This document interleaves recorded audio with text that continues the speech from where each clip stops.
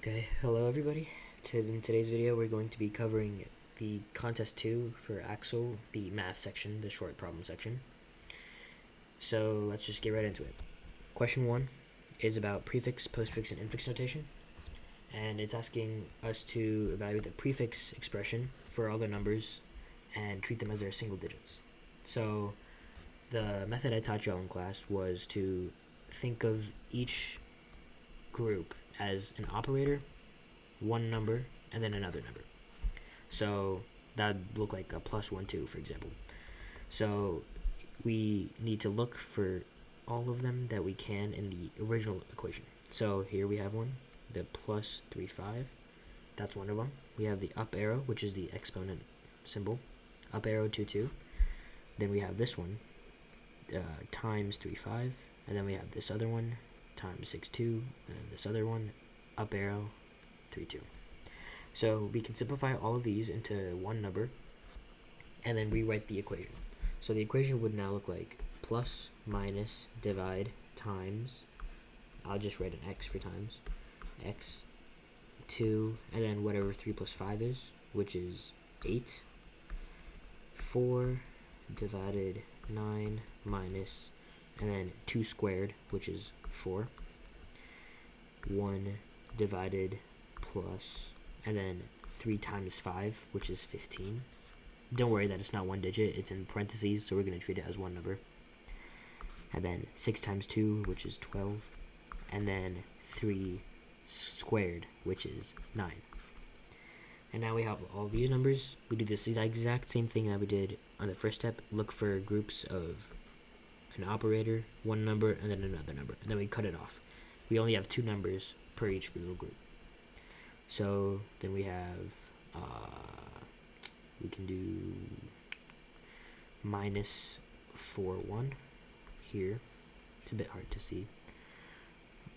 And then we have this plus 15, 12. And then we don't add the 9 because that would be 3 numbers and we only want 2. So let's rewrite it again. Plus, minus, divide 2 times 8, which is 16. 4 divided by 9, and then 4 minus 1, which is 3, divided, and then we have 15 plus 12, which is 27, and then we have the 9 at the end. So you can see how it's simplifying down into one number, and it's looking better. So do the same thing this time. We have this divide 16 and 4. We have this divide 9 and 3. Then we also have this divide 27 and 9. So let's simplify all those down too. Plus, minus, 16 divided by 4 is 4. 9 divided by 3 is 3. 27 divided by 9 is also 3. And then that's it. So now we have this minus 4, 3 here. And that's it. So simplify it down, plus, and then 4 minus 3 is 1. And then we have a 3 at the end. And now we've got it down to the thing that we like, just an operator, and then 2 numbers. So this is just 1 plus 3, which equals 4. So that's the final answer for this one. All this would just equal 4.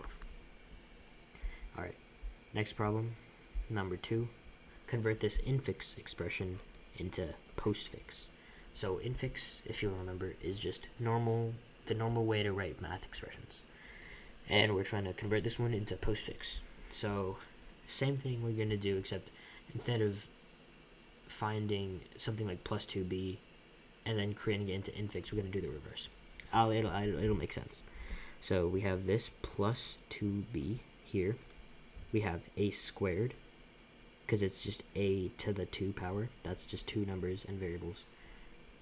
And we have this b divided by 4, a times b, and then b squared. So let's just write all of those expressions into postfix while keeping everything else the same. So here, 3 parentheses a, and then the plus is not part of that. It's just 2 times b. So it's a plus 2 times b, written in postfix, would be 2b times. That makes sense.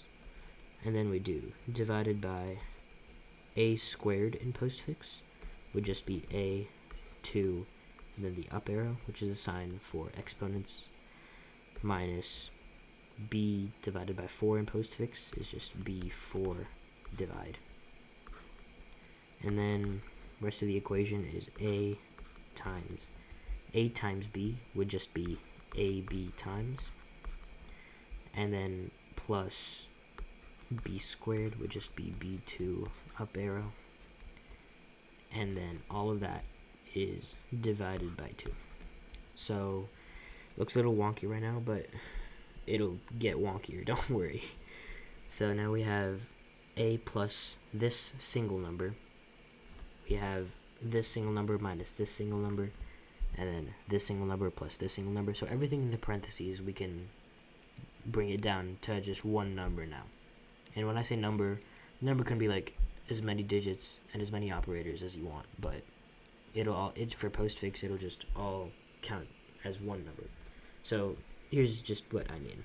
3, and then a plus 2b times would just be a 2b times plus, because in postfix the operator goes after what you're adding, in this case a and 2b times.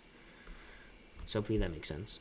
Then we do divide, a2 up arrow, and then b4 divide, and then we're subtracting them, so we add a subtraction at the end, plus a, and then ab times, and then b2 up arrow, we're adding those, so it would be ab times, and then b2 up, and then we're adding them, so we add a plus, and then all that divided by 2. So now we're simplifying it even more. Let's first do this section with the 3 times whatever that is, and then we can do the whatever's in the parentheses divided by 2, and we could also do whatever's in these parentheses plus a, right?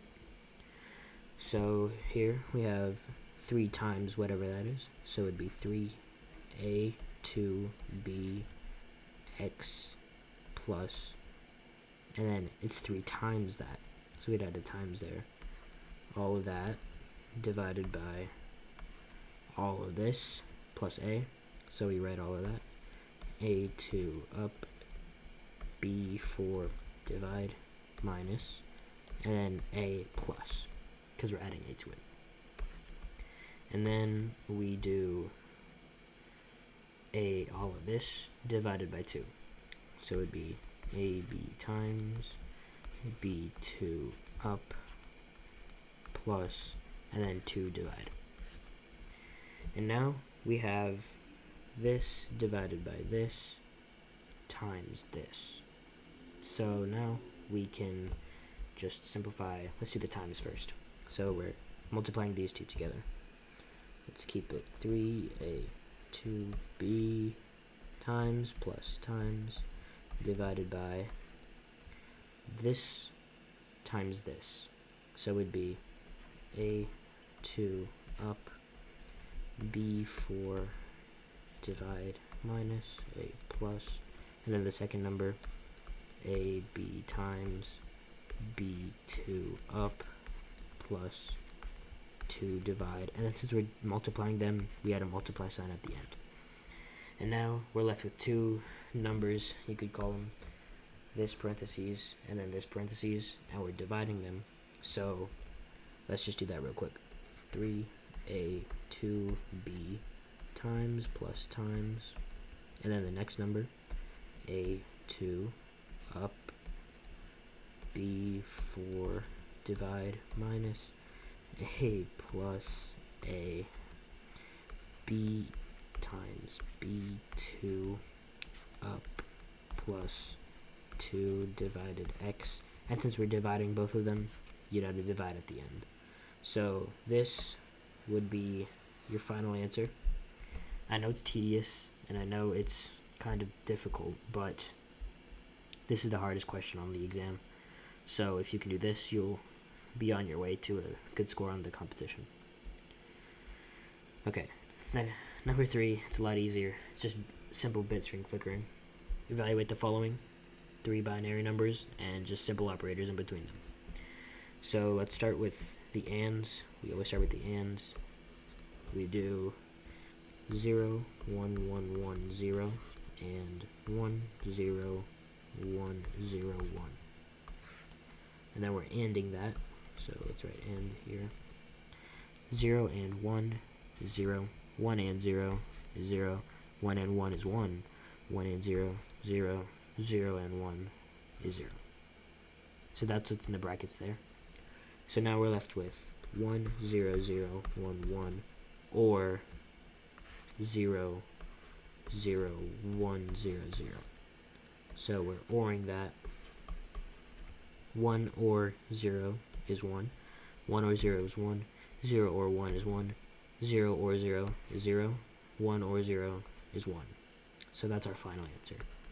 That equals 1, 0, 1, 1, 1. That's really simple. Easiest question on the test.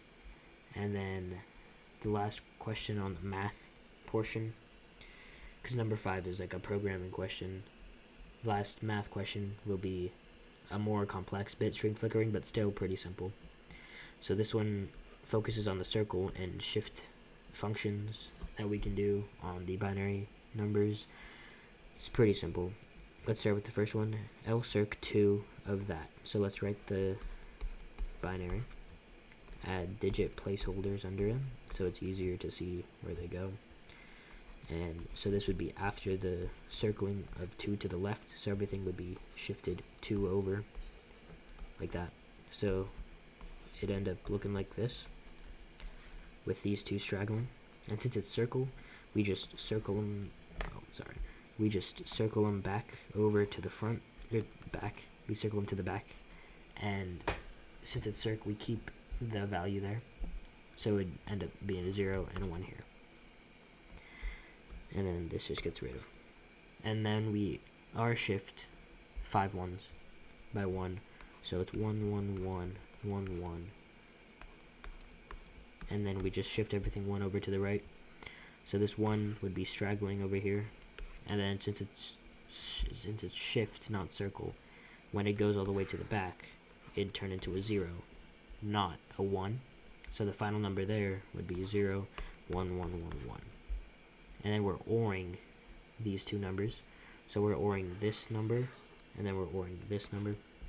So let's just write it out so it's simple. 1, 0, 1, 0, 1, or 0, 1, 1, 1, 1. We're ORing them. So 1 or 1 is 1, 0 or 1 is 1, 1 or 1 is 1, 0 or 1 is 1, and 1 or 0 is 1. So the final answer would just be all 1s. It'd be 1, 1, 1, 1, 1. So that's it for ACSL Contest 2. Questions can be tedious at times, but overall, they're not as bad as they were for Contest 1. So, yeah, that's it. Thanks.